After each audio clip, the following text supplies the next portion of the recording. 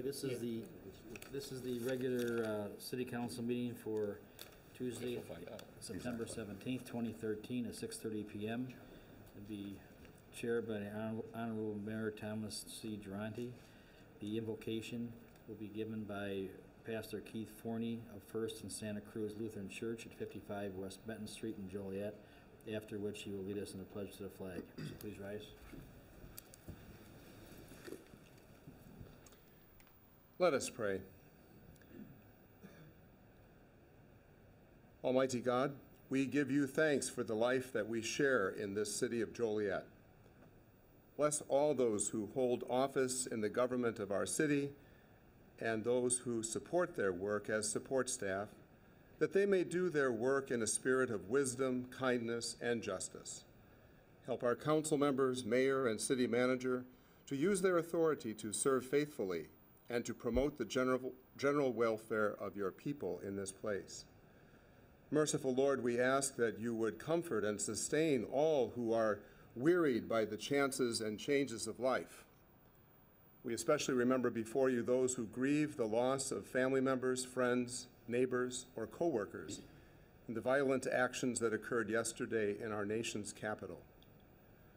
Be with all first responders, police, fire, and security personnel in the District of Columbia and in our own city and county and communities across this land. Let your holy angels watch over us, that the wicked foe have no power over us, and strengthen our resolve to be peacemakers in this world that you have created. Gracious Father, be present, we pray, for those who labor in the coming hours of night, especially those who watch and work on behalf of others. Grant them diligence in their watching, faithfulness in their service, courage in danger, and competence in emergencies. Help them to meet the needs of others with confidence and compassion through your Son, Jesus Christ. Amen. Please join in the pledge. I pledge allegiance to the flag of the United States of America and to the republic for which it stands, one nation, indivisible, with liberty and justice for all.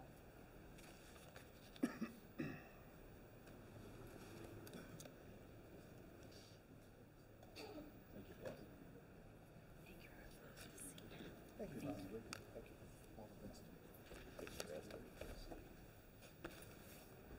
Thank you, Pastor. Thank you, Pastor.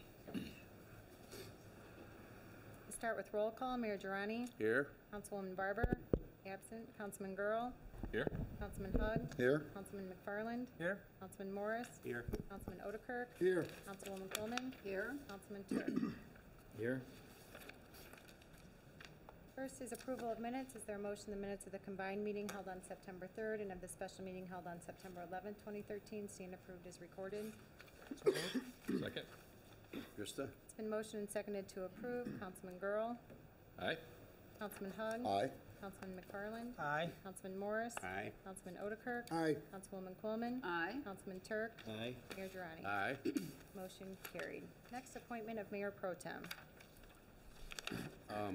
I sent, actually, Sue sent me email out. I talked to Susie this morning. She is still undergoing tests and has a cold. And I asked her about going to Councilman Girl for Mayor Pro Tem, and which we could come back to her later. She had no problem. So with that in mind, I will entertain a motion. Second.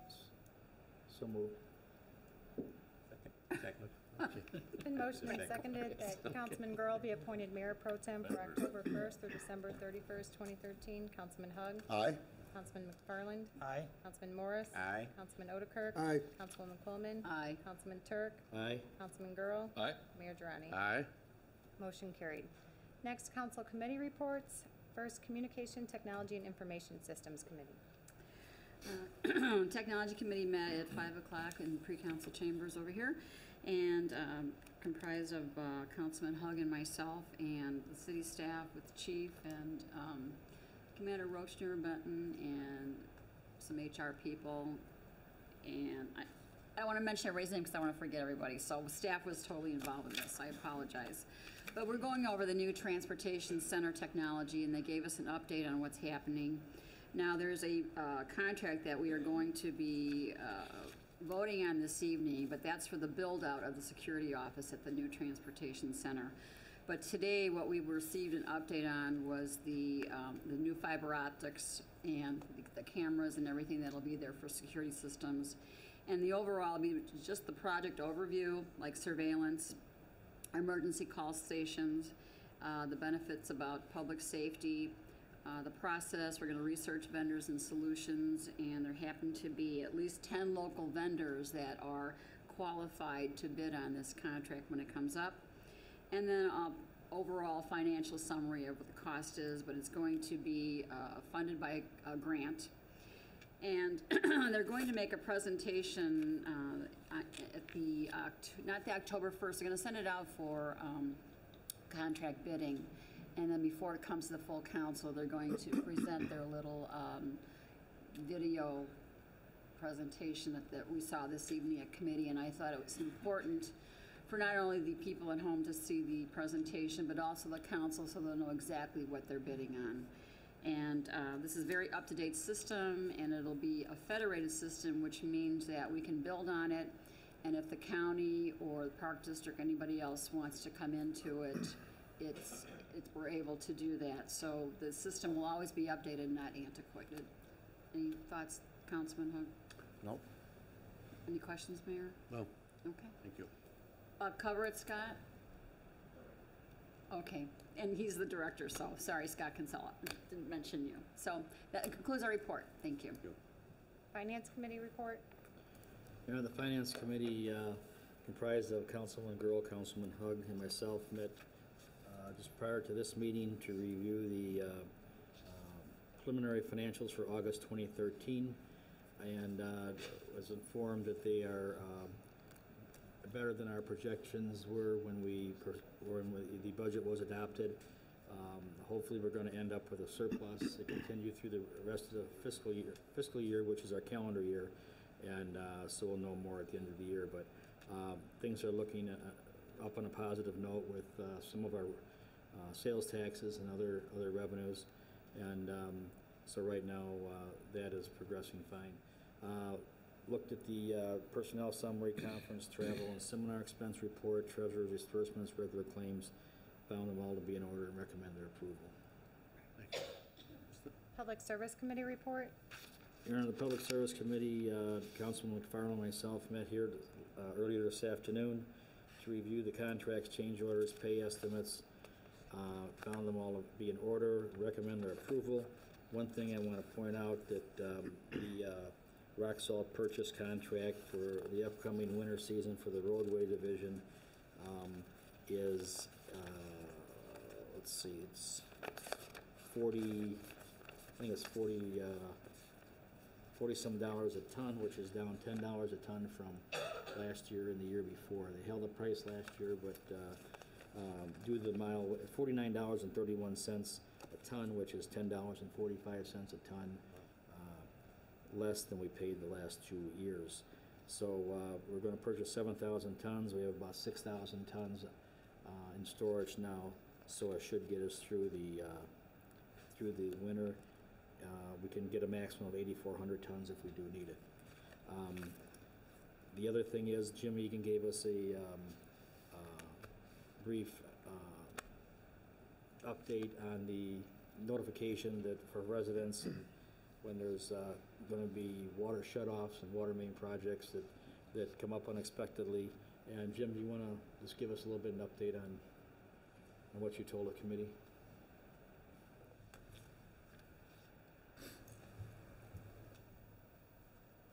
Hi, Mayor and Council. We've moved forward with signing up with the online and text messaging service. We've worked on going through the process for setting up staff to be able to send out notices. So since mid-July, every water main break that we've had any kind of an outage or a reduction in pressure, we've sent out notices for that localized area. We do it by address and then a circular radius, typically a quarter mile or half mile radius. As we're working through the process, we do see a disparity on the number of recipients to the message. And using a quarter mile radius and the same density, we get anywhere on the high end, 250 residents receiving the notice versus the low end, 5-6 people. So what we're planning to do next, the next move is to start doing the campaign through the utility bills, that there'd be a notice. Anytime we do any kind of a scheduled maintenance, or if we send out a letter from the utilities department, we have a little notice included on the bottom of the letter encouraging people to sign up. But then we'll push on the campaign. We are still looking at the reverse call. We realize that there is a component of the community that doesn't have a cell phone and doesn't have a computer.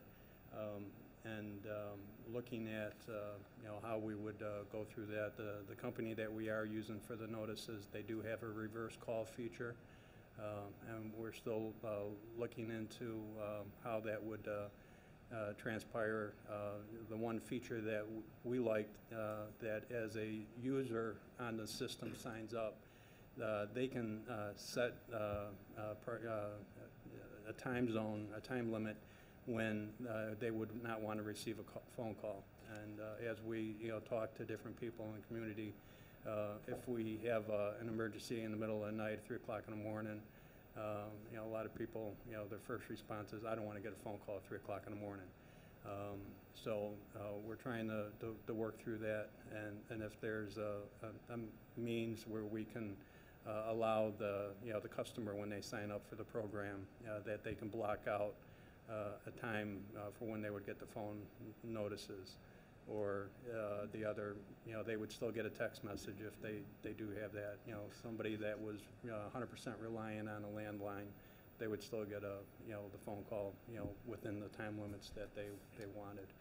So that's what we're looking at. I would, as we develop this a little bit more, whether we bring it back to Public Service Committee or the CTIS Committee, we would look to present this for what we would recommend for a final package, and have the committee review it, and then we'd move forward with the final.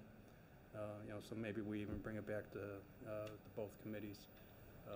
The company, the representative that I'm talking to, he's based out of California, but he's offered to, if at the committee level, if there's any questions, to review the whole program for everybody. And if there are any specific questions, we could do a webinar or a web meeting, so you can listen to what they have to say, and ask them and interface with them directly too. Question there? Sure.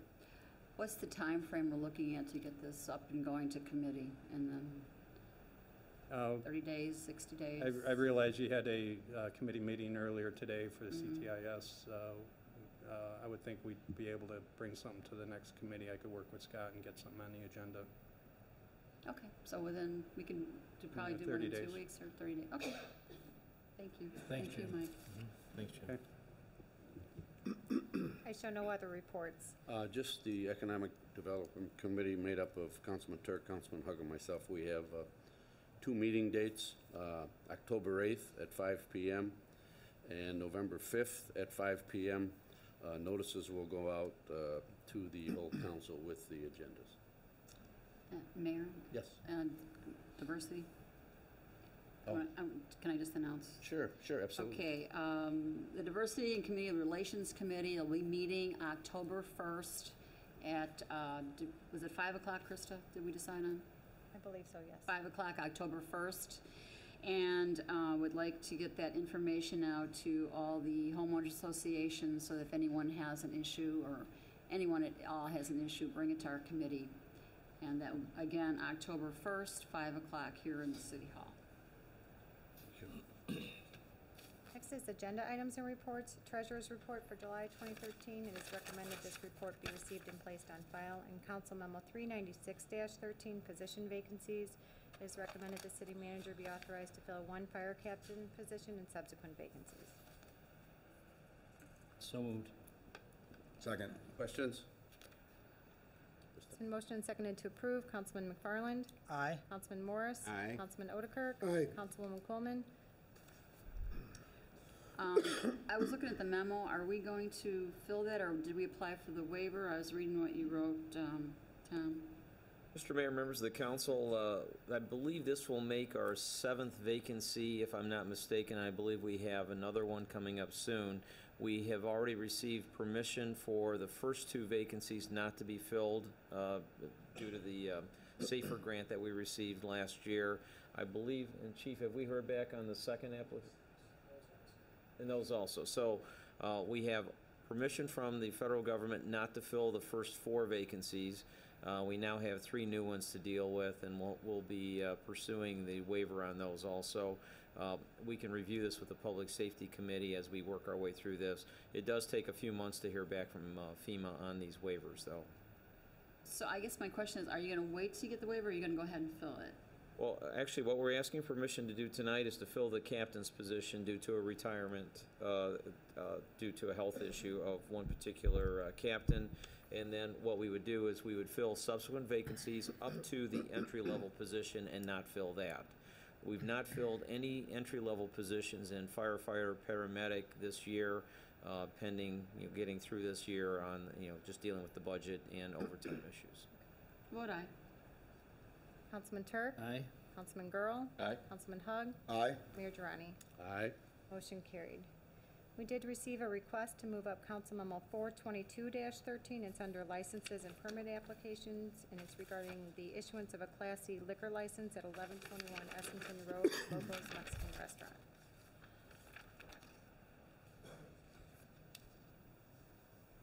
Good evening, Mayor. Good evening, Council. Council Memo 422-13. A public hearing was held on August 14th, 2013 for the issuance of a Class E liquor license at 1121 Essington Road, doing business as Locos Mexican Restaurant. Class E allows for a restaurant to sell alcohol on the premises only. No citizens appeared in opposition. The applicants are Jose de la Torre Sr. and Jose de la Torre Jr., both of whom reside in the city of Joliet. There are no outstanding monies owed to the city. The license is being recommended by the Building, Fire, and Police Departments. The Liquor Commissioner is also recommending approval. Mayor, Jim, is that the old Friacos? It is. Okay, thank you. So moved. Second. Questions? Been motioned and seconded. Jose de la Torre Jr. and Jose de la Torre Sr. doing business as Locos Mexican Restaurant located at 1121 Essington Road be issued a Class E liquor license. Councilman Morris? Aye. Councilman Otterkirk? Aye. Councilwoman Coleman? Aye. Councilman Turk? Aye. Councilman Girl? Aye. Councilman Hug? Aye. Councilman McFarland? Aye. Mayor Durrani? Aye. Motion carried. Good luck. Good luck to you. Thank you. Next, under ordinances and resolutions, Council Memo 398-13, it's an ordinance approving a variation of use to allow the installation of an off-premise full-color LED message center located at 1132 Collins Street. It's recommended said ordinance be adopted. So moved. Second. Any questions? Krista? It's been motioned and seconded to approve. Councilman Otterkirk? Aye. Councilwoman Coleman? Aye. Councilman Turk? Aye. Councilman Girl? Aye. Councilman Hug? Aye. Councilman McFarland? Aye. Councilman Morris? Aye. Mayor Durrani? Aye. Motion carried. Council Memo 399-13, an ordinance approving a variation of use to allow a real estate office and RB use in an R2 district located at 830 North Center Street. It is recommended said ordinance be adopted. I don't know. I asked Jim if this is the guy that we want to put the hammer. Is there a So motion? moved. Is So there a moved. second?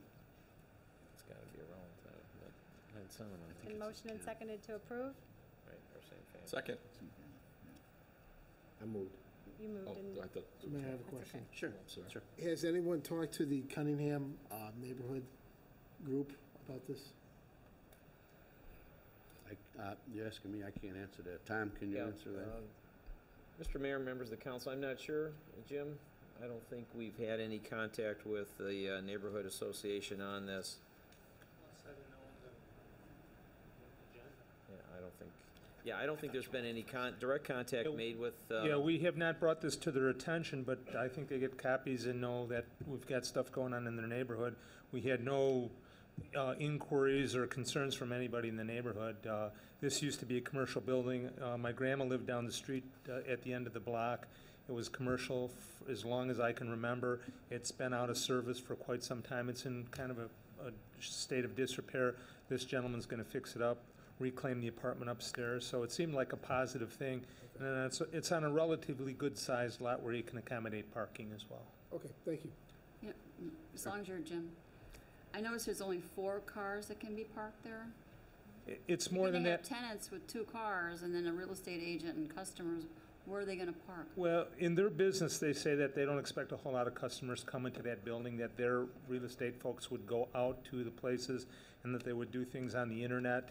And so the need for having a lot of customer spaces are not that great, but they were gonna pave another section in the back to give them more than the 4 cars. They have a driveway on Also, the. they have plans to make, because I Yes, didn't see. yeah, that. they're gonna pave additional. They've got on-street parking on the side on Ross Street, which probably could accommodate 4 cars. They probably could accommodate a couple of cars on the Center Street curb line. They could accommodate cars in the driveway, which is on the south side of the building, so that didn't seem to be a big problem with them. Okay, thank you. Anybody else? Quick question. Sure.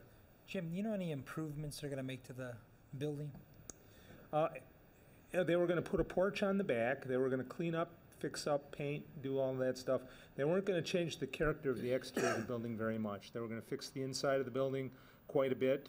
He was gonna make it state-of-the-art and you know, fairly fancy for a commercial If I building. recall, the front of the building, the windows have been boarded up and painted red. Yeah, he was gonna restore all of that stuff to the way it was. Thank you. Anybody else? Krista? It was motion and seconded to approve. Councilwoman Coleman, Aye. Councilman Turk, Aye. Councilman Girl, Aye. Councilman Hugg. Aye. Councilman McFarland. Aye. Councilman Morris, Aye. Councilman Otterkirk. Aye. Mayor Durrani. Aye. Motion carried. Next, Council Memo 400-13, an ordinance declaring certain properties as public nuisances, 11 South Larkin Avenue. It is recommended said ordinance be adopted. So moved. Second. Questions? Krista? In motion and seconded to approve, Councilman Turk, Aye. Councilman Girl. Aye. Councilman Hugg. Aye. Councilman McFarland. I'd just like to thank city staff for expediting this process.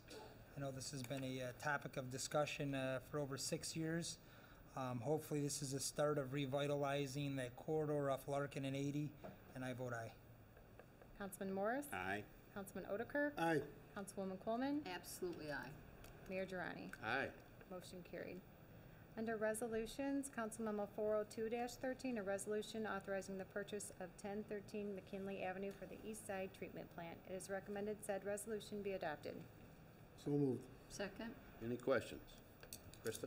In motion and seconded to approve, Councilman Girl. Aye. Councilman Hugg. Aye. Councilman McFarland. Aye. Councilman Morris. Aye. Councilman Otterkirk. Aye. Councilwoman Coleman. Aye. Councilman Turk. Aye. Mayor Durrani. Aye. Motion carried. Council Memo 403-13, a resolution appropriating funds for the Miller Avenue, Youngs Avenue roadway project. It is recommended said resolution be adopted. So moved. Second. Questions? Krista? It's in motion and seconded to approve. Councilman Hugg. Aye. Councilman McFarland. Aye. Councilman Morris. Aye. Councilman Otterkirk. Aye. Councilwoman Coleman. Aye. Councilman Turk. Aye. Councilman Girl. Aye. Mayor Durrani. Aye. Motion carried. Council Memo 404-13, a resolution accepting easements associated with the Madison Street Water Main Improvements Project 2013. It is recommended said resolution be adopted. So moved. Second. Questions? None? Krista? It's been motioned and seconded to approve. Councilman McFarland. Aye. Councilman Morris. Aye. Councilman Otterkirk. Aye. Councilwoman Coleman. Aye. Councilman Turk. Aye. Councilman Girl. Aye. Councilman Hugg. Aye. Mayor Durrani. Aye. Motion carried. Approval of regular current bills. Council Memo 406-13, regular payroll for August 9th through August 22nd, 2013, $3,057,402.07. Treasurer's disbursements for August 2013, $17,928,795.68. And regular claims for August 2013, $3,169,157.85. It is recommended said regular payroll, treasurer's disbursements, and regular claims be approved. Move to approve? Second. Questions, comments? Krista? Motion and seconded to approve. Councilman Morris. Aye. Councilman Otterkirk. Aye. Councilwoman Coleman. Aye, with the exception of those pertaining to my employer. Councilman Turk. Aye. Earl. Aye. Councilman Hug. Aye. Councilman McFarland. Aye. Mayor Durrani. Aye. Motion carried. Next, bids and contracts, under award of contracts. Council Memo 409-13, award a contract for the purchase of replacement chain gears for the number 1 and number 5 primary tanks at the East Side wastewater treatment plant. Council Memo 410-13, purchase methane gas safety equipment for the digesters at the East Side treatment plant. Council Memo 411-13, award a contract for the Miller Avenue, Youngs Avenue roadway project. Council Memo 412-13, award a contract for Haldeman Terrace Phase 1 water main relocation project. Council Memo 413-13, award a contract for the Joliet Multimodal Regional Transportation Center Union Station Security Office build-out. Council Memo 414-13, approve the 2013-2014 rock salt purchase contract. It is recommended Council Memos 409 through 414-13 be approved. So moved. Second? Questions? Been motion and seconded to approve. Councilman Otterkirk. Aye. Councilwoman Coleman. Aye. Councilman Turk. Aye. Councilman Girl. Aye. Councilman Hug. Aye. Councilman McFarland. Aye. Councilman Morris. Aye. Mayor Durrani. Aye. Motion carried. Amendments, change orders, and payments. Council Memo 417-13, approved change order number 1 and payment request number 2 for the Desplain Street Storm Sewer Improvement Project 2013. Council Memo 418-13, approved change order number 3 and payment number 2 for the 2013 Utilities Restoration Program Phase 1 contract. Council Memo 419-13, approved change order number 2 and payment request number 3 for the Woodruff Road Bypass Roadway Improvements Project 2013. Council Memo 420-13, approved change order number 3 and payment request number 6 for the Schweitzer Road Roadway Improvements Project 2012. It is recommended Council Memos 417 through 420-13 be approved. So moved. Second. Any questions? Krista? It's been motioned and seconded to approve. Councilwoman Coleman. Aye. Councilman Turk. Aye. Councilman Girl. Aye. Councilman Hug. Aye. Councilman McFarland. Aye. Councilman Morris. Aye. Councilman Otterkirk. Aye. Mayor Durrani. Aye. Motion carried. Next, under Mayor Durrani, appointments. None? New business not for final action or recommendation. Quick question. Sure. Tom, could you field this? I could have done this, I guess, before or after the meeting, but is there such a thing as a shade easement or a tree easement on people's property? I don't think I've heard of one, but You can create one voluntarily, and we have another lawyer up here who might have a different opinion, Councilman. But generally, there is no automatic right of shade from someone else's tree, if that's what you're getting at. Well, no, what this constituent wanted to know is he had 3 ash trees that were dying. Yeah. And at his own expense, it was on his property, but at his own expense, he's on the corner lot. He had them taken down, and he said he was told something about a shade easement or a tree easement, and he doesn't want trees to go back up. Right. But he's afraid the city will come put trees up. We have a program where we not only have the right to install trees in our parkway, with new development, we require that trees be installed. Everybody knows that as part of our subdivision regulations. But for trees on private property, you may have a beautiful big maple tree next door to you on your neighbor's property that perfectly shades your home, and the neighbor, for whatever reason, may choose to eliminate that tree, and there's nothing you can do about it. There is no automatic property right that you have to enjoy the benefits of a neighbor's tree. But the city, in this case, can't go plant trees on his property without his permission. Of course not. cannot. Okay. I just wanted to clarify, because he asked me, and I said, first of all, I've never heard of such a thing. Second of all, I don't think you have to worry about the city rushing to put trees in that spot. There are We need them somewhere conservation else. easements and tree preservation easements that you can negotiate and purchase, but a property owner does not have an automatic right to that sort of benefit. Okay, thank you. Anybody else? Mayor, I would ask if we could have a short executive session after the meeting regarding a pending litigation matter. Thank you. Do we need a motion for that? Yes. To go into closed session, you do. Well, why don't we finish the agenda? That's then? fine. Okay, Thank you. sure. Next is citizens to be heard. Adrian Cook at 109 Pheasant Road, Matson, Illinois. Free cell phones to low-income families.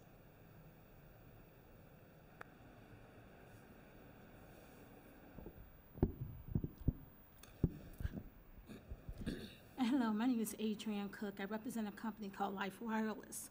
And what we actually do is provide free cell phones, which they will actually receive this phone, the charger and everything completely for free. The thing is that we go out into the community that needs the phones the most, and we provide them with no charge. But due to an ordinance and also a council meeting where no one from the company was here to represent us, there was an ordinance stating that the tents that we use, may I show you the picture of what I'm showing? What I'm talking about, sir? May I bring it? Sure, forth? absolutely.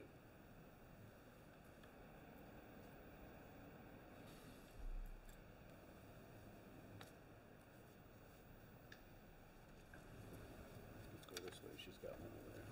Go this way. Jim, just hand it, oh, this is one, okay. Thanks, sir. Hey, Because a lot of people do not know what the program actually consists of. Thank you. I have one here. Oh, I know, I'm just grabbing it quickly. Thank you. Excuse me, do you have another one? Yes, sir. I'm sorry, sir. Oops, thank you. We actually go into the community, set up the canopy, which is not a full tent. It's just a canopy, like if you're set up in your backyard. And we actually have the laptops, the computer, to actually go in the system. Anyone who has any type of subsidy, like Link or Medicaid, if they are not already in the system, they're able to get the phones. But it seems due to the canopy itself, we are basically stopped from providing it to the local people here. And the times that we did come, we was not aware of the ordinance that actually blocked this, so we was actually stopped. The thing I would like to discuss is basically changing this ordinance. Now, I have gone to the city's clerk office who could not provide the actual ordinance for this. I've also talked to the planning, and they could not provide the actual ordinance for this, and I looked in the system. As we can see, we are a program, but we do not charge anything for the phones whatsoever. It's actually paid by the lifeline benefit, which is provided by the government, and the only thing that might come out of it is if the client has run out of minutes, they can go to Kmart or Walmart and buy a prepaid card for themselves if they do not want to wait for their minutes to come up each month. Other than that, we take no money. And I'm one of the field reps, and we have no money coming between us. We just provide the phones to low-income families. And what I like to do is put before you that we're allowed to come into your community and provide this. And what it actually does is that a lot of senior citizens, a lot of people cannot afford phones of their own. So this gives them their only source. And I also go into Lockport. I have a lot of senior citizens who come to me and thank me for actually providing these phones because it is their only source to be able to make any emergency calls or do anything outside the home that they would need a phone for. Other than that, they cannot afford it. Adrian, you say there's a city ordinance that prohibits you from doing this? It actually prohibits the tent that you see in that picture. Okay. But I have asked, because we do not actually need the tent, it's more of an advertising and to look pretty, could I do it without? But the thing is that they stated because there's some selling going on, which is completely not true, that I'm not even able to that, but we do not sell whatsoever. The only thing they can do that has money-wise is to go to Kmart or Walmart and buy the prepaid card. Other than that, they get the phone, the charger, 250 minutes a month. It's all stated there in that packet I've given you. Why, probably you should go to the legislative committee and sit down with them and see if you can work something out. If you would give, Tom? Mr. Mayor, members of the council, if I may comment on this. This is a part of our zoning ordinance that was amended several years ago, and we were trying to deal with a lot of the parking lot vendors that were setting up shop and selling fireworks, Velvet Elvises, those various things. After the Bulls would win a championship, they would be selling Bulls shirts, things like that. And at that time, the city council asked us to tighten up the zoning ordinance to prohibit sales like that are from a third-party vendor Whether it's a sale or a gift, it really didn't matter, but they were trying to clean up the parking lot activity as far as third-party vendors. So that's the ordinance that was provided to Ms. Cook. I did not meet with her personally, but I know that Krista Desiderio and Kendall Jackson had a chance to meet with her. We had sent Ms. Cook a letter giving her the names and phone numbers of 6 community organizations, Forest Park Community Center, Harvey Brooks Center, Housing Authority of Joliet, Peter Claver Center, Spanish Community Center, and Unity CDC, to work with those organizations to get the free phones out into the community. I'm sure we left off probably another half dozen organizations that could probably help, but we were trying to put Ms. Cook in contact with those organizations that have direct contact with the community that may need some help when it comes to cell phones. We thought that's a better way of approaching it. It has nothing to do with the business aspect of what she's proposing. I know that there are some parking lot sales that do occur, but those are seasonal sales that are related to the principal use in the in that particular shopping center. For example, some of the businesses have seasonal sales for landscaping and things like that, sometimes Christmas trees, usually affiliated with that particular company. So that's what we've tried to preserve. We're not picking on this particular use. We would just like to make sure that the interests of protecting the parking lots is upheld. If you'd like for it to go to the committee, that's fine, but I think we would prefer to work with Ms. Cook directly and make sure that she gets in contact with these organizations that can help promote the phones. That makes sense. Mayor. I have already contacted, I do Hands of Hope. We do go into the local organizations, but it's not spread it wide enough. When we actually sit out in front of the businesses that approve us, then the community is more saturated with the phones themselves. I see that working with those different ones, you may have maybe 2 or 3 because they're doing by case number, and it becomes a little too hard to provide the information into the community. When they see that canopy, they know it's the free phones are coming, and we sit out there and we get to actually deal with the community itself. Hands of Hope, we only see maybe 10, 20 people, but in the street, I give away 60 phones instead of 10 or 20. I'm able to give more to the community being out in the public than I am sitting behind a closed door. Councilman Hug? I just have one question. Is this a nonprofit company? Actually, it is a company that's located in Georgia. It is not nonprofit, but we are working with the government to actually provide the phones for free. Okay, so is the reimbursement, I'm just curious, the reimbursement doesn't come from the customer, it comes from the government? Correct. Okay. Nothing comes from the customer. They get the phone, and they get their minutes in the charger, and it's activated when they walk off the property. They have it in their hands for usage. It's actually called the Lifeline benefit. Well, my guess is you get paid by the government per phone that you distribute, right? Yes, sir, the company is paid. So you want us to help you make more money? by No, changing sir, the- I want you to help me to help the community. I'm not in it to make the money. I actually like working with the community, and I actually like being able to provide a source. I've been on the other side when I had no phone, so I that, understand. but if you're getting paid per phone, it's a business. Whether you're charging the people, or you're charging the government, you're gonna get paid per phone you distribute. And you're asking us to help you distribute more phones so your company can make more money. Well, sir, what I'm asking you is to help the community actually get something that is needed. A lot of people out there cannot afford AT&T or to even buy their own phones or even prepaid phones, especially senior citizens. And this is a benefit that actually helps them. I'm sure, I don't know what your backgrounds are, but if you ever been in a home where there's no phone that you can't even call, like my mother herself, she's diabetic.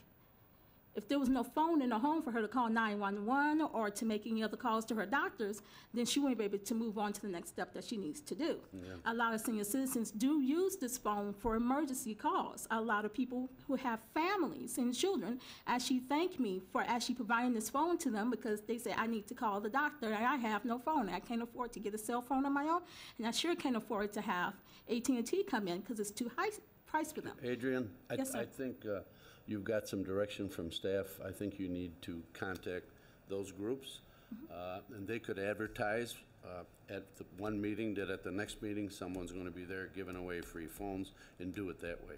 Okay. Okay? All right. Thank you so much for listening. Okay. Kristen? I'm sorry. I have one quick question. Yes, sir. You had mentioned about setting up the tent in front of the store or whoever gives you permission. Yes, sir. 'Cause I don't know if it was one of you all's tents, but I was trying to get into First Midwest Bank. What is that, on Webster or something, the one downtown off of Chicago Street, across from the, I want to say the unemployment, but the tent was on the First Midwest Bank side of the street. Okay. So did you all get permission, or I don't know if this was your tent or not. Do you know if you all have ever had a tent there? No, sir. In my case, I can't say, but there are several different companies that out there that does the SafeLink access. So I don't know if it was one of us to say, but in my case, I always ask for permission. Right. And also ask for me to point to a section for me to set up. Right, because I had asked the branch manager, and they didn't know anything about it. Oh. But she didn't know if you had maybe got permission from the, main bank. But it caused a traffic jam to get into to their parking lot. And if you had got permission from the unemployment, I guess that's the unemployment or office there, then it looked like you'd have been on their sidewalk. That's I was just going. But if you don't know if that was your tent or not, then you can't tell. Yes, sir. Right, okay, thank you. Thank you, Adrian. Thank you very much. Yeah. Tom, if I might tell you, as one of the representatives up here, I support you in going forward and putting her in touch with some of the churches and social programs that may be able to reach out. But the bottom line is, Councilman Odekirk and myself have pointed out, it's a for-profit company, and I'm not prepared to change an ordinance for one for-profit company and not all of them. And I do believe in why this ordinance was put up originally, because otherwise you'd become a city of Velvet Elvises. And so, if you can take care of it the way you've already taken care of it, I think that's the right direction. Yeah, we'll follow up accordingly. Thank you. Krista? Next on our citizen to be heard, Cadre Robert Iufus Webb II. I don't believe he's present this evening. Mayor and council comments. Councilman Girl? I have no comments, Mayor. Councilman Hug? Nothing. There you go. Councilman Farland? I'd just like to thank the City Center Partnership, Chicagoland Speedway, and city staff for hosting another successful race fan rally. Myself and my family were able to attend, and what a turnout and great entertainment. So thank you all that came out and attended and spent money downtown Joliet. Yeah, real quick, I'd just like to invite everyone out this weekend. Thanks for Councilwoman Quillman for reminding me. I guess I thought that everybody knew and remembered to come out this weekend, the American Heritage Festivals. We're putting on a picnic on Saturday from 10 to 6:30 at the Noel Park. And on Sunday, the parade, the African American parade, will be this coming Sunday. I believe the kickoff is at 2:45 downtown Joliet. So just like to invite everybody out for that. And thanks again for reminding me. Thank you. I want to congratulate St. Patrick's Parish on their 175th anniversary. A week ago on Saturday, myself, Councilman McFarland, Councilman Morris, and Councilman Turk were at the celebration mass they had on Saturday night. It was a really nice occasion, and congratulations to Father Jankowski who put that together. And then also encourage people this Saturday at St. Raymond's Parish is Oktoberfest. It's a really good time, and obviously it's supporting the parish, so I would encourage anyone to come out on Saturday night. Thank you. Sure. Wonderful events going downtown Joliet, so if you have nothing to do, come on down, because you missed a great weekend if you didn't make it last weekend. And just a note of business, I did bring up to Commander Rochner the issues over on Schweitzer Road, where there are still some issues with homeowners and the truck traffic. And the lady that called me was concerned because the UP Railroad was having periodically meetings at the Laraway School, and she said those meetings are no longer happening. They're no longer getting emails, and she said the truck traffic with the children out there is becoming critical.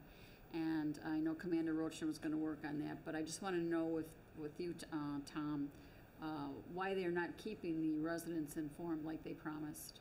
Yeah, I'll follow up with Centerpoint. I think Centerpoint was coordinating those meetings, and I'm sure they'll be happy to host another one and invite the UP to be at that meeting. So we'll let you know when it will be, so if any of you'd like to attend, you'll be able to do so. And the other issue, too, which I brought up as well, is Route 6. That road is critical. The trucks they're not going down Briggs Street. They're going down 6 to 355. They're coming off 355 to go to the terminal.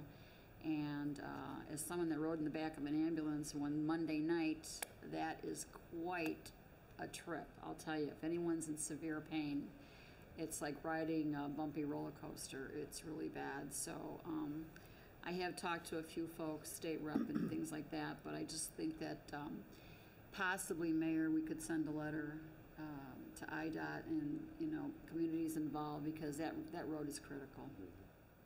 That's all I have. Thank you. Nothing wrong. Also, I want to congratulate all the staff that put together Race Fan Rally. It was a great night. I think it was the best ever. A lot of people, a lot of fun.